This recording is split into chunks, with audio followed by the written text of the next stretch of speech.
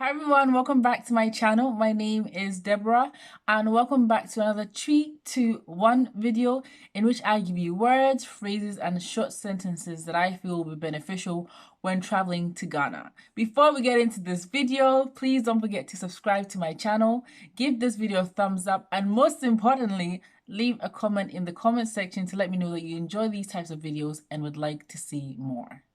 So today's translation is stop that. Stop that. And I'll also translate stop what you are doing later on. So stop that.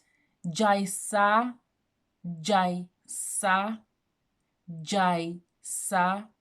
The G and the Y is what gives us our J sound because we don't have J in the Akan alphabets. So gyae sa, stop that. Gyae sa. If you are in Ghana, probably hear some mothers, oh, Gyae, telling their kids. Gyae, stop is one of the, I think, the most common words that parents use in their kids when they're younger, especially is stop.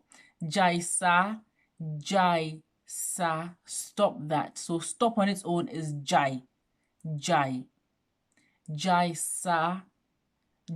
sa, stop that.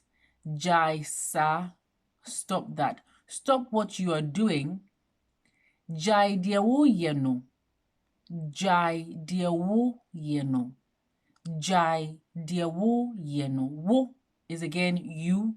Ye is sort of an action word, is like to be doing something. Because if someone says woyɛ den, ye is like an to be doing something, to be. So gyae deɛ woyɛ no.